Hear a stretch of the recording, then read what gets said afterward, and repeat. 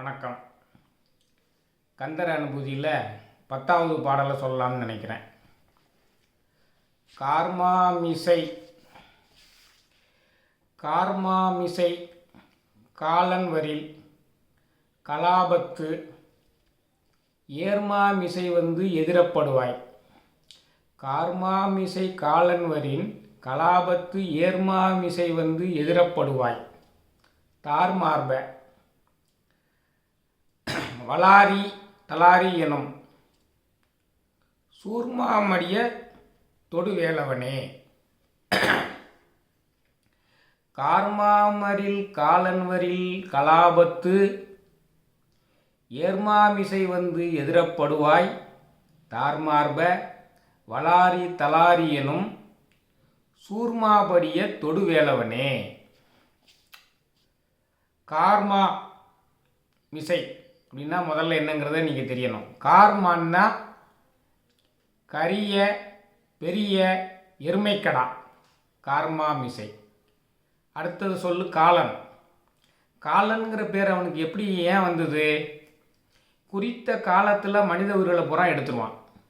ஒரு நிமிஷம் முந்தியும் எடுக்க மாட்டான், ஒரு நிமிஷம் பிந்தியும் எடுக்க மாட்டான். ஒரு நாளைக்கு நம்ம 21,600 முறை சுவாசிக்கணும், தெரிஞ்சுக்கிடுங்க. நீங்கள் எவ்வளவுக்கு எவ்வளோ மெதுவாக சுவாசிக்கிங்களோ அவ்வளவுக்கு எவ்வளோ அதிக காலம் வாழலாம். எவ்வளவுக்கு எவ்வளோ குறைவாக சுவாசிக்கிங்களோ, அதாவது வேகமாக சுவாசிச்சிங்கன்னா ஆயுஸ் குறைஞ்சிடும், மெதுவாக சுவாசிச்சிங்கன்னா ஆயுள் கூடும். அப்போ ஒரு மனுஷனுக்கு இத்தனை மூச்சு தான் விடணும்னு இருக்குது, அத்தனை மூச்சு கரெக்டாக முடிஞ்சவன அவன் எடுத்துகிட்டு போயிடுவான். அந்த குறித்த நேரத்தில் எடுத்துருவான். அதனால தான் அவனுக்கு காலன். அப்போ கார்மான்னா எருமைக்கடா, காலன்கிறவன் குறித்த காலத்தில் உயிரை எடுக்கக்கூடியவன். கார்மாமிசை காலன்வரில் கரிய பெரிய எருமைக்கடாவின் மேலே குறித்த காலத்தில் உயிரை எடுக்கக்கூடிய அந்த யமதர்மன், காலன் என்று சொல்லக்கூடிய யமதர்மன் வரும்பொழுது கார்மாமிசை காலன்வரின்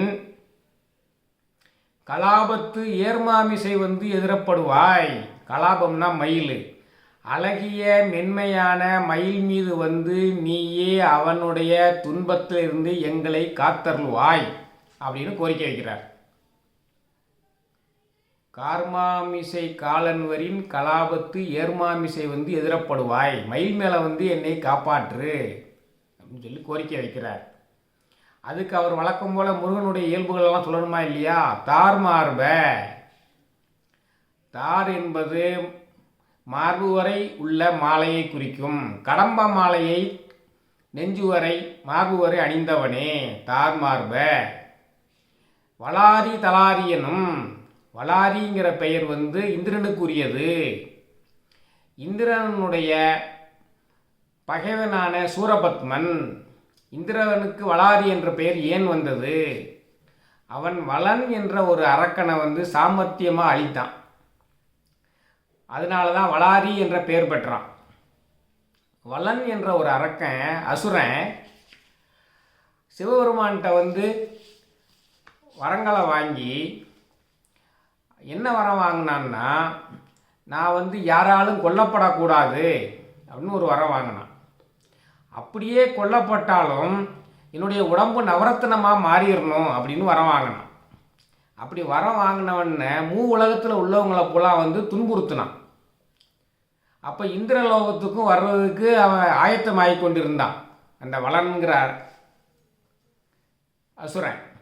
அதை அறிந்த இந்திரன் அதுக்கு முன்னாலே அவன் முன்னால் போய் தோன்றி, வளனே உனக்கு என்ன வரம் வேண்டும் என்று கேளுனான். என்ன விளையாடுறியா? நானே சிவபெருமான்கிட்ட வரன் வாங்கி எல்லா உலகத்தையும் ஆண்டு கொண்டிருக்கிறேன். எனக்கு என்ன நீ வரம் தர போகிற? உனக்கு ஏதாவது வேணும்னா கேளு, நான் வரம் தாரேன்னு சொல்லி வாய விட்டான். இதுதான் சாக்குன்னு சொல்லி அந்த இந்திரன் என்ன செஞ்சான்? நான் ஒரு யாகம் செஞ்சுக்கிட்டு இருக்கேன், அந்த யாகத்துக்கு தேவர்களுக்கு அவிர்ப்பாகம் கொடுக்கறதுக்குரிய வெள்ளை பசுவா நீ சேரணும் அப்படின்னு சொல்லி கேட்டான். ஆகா, வரந்தாரேன்னு வாக்கு கொடுத்ததுனால அசுரனாக இருந்தாலும் அவன் மீற மாட்டாங்க.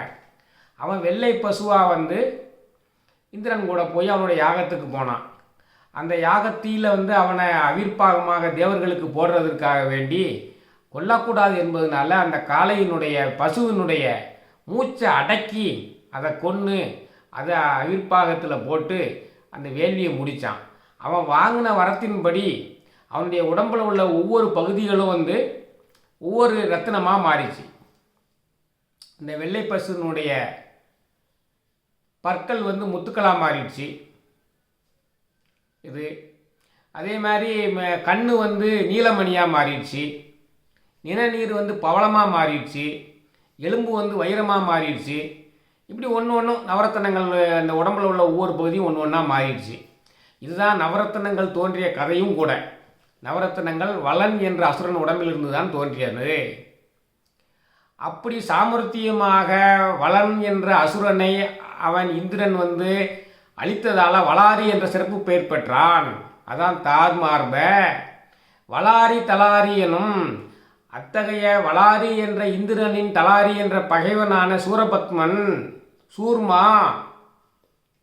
சூர்மான் ஏன் சொல்கிறான்? அந்த சூரபத்மன் கடைசியில் மாமரமாக நின்னான்.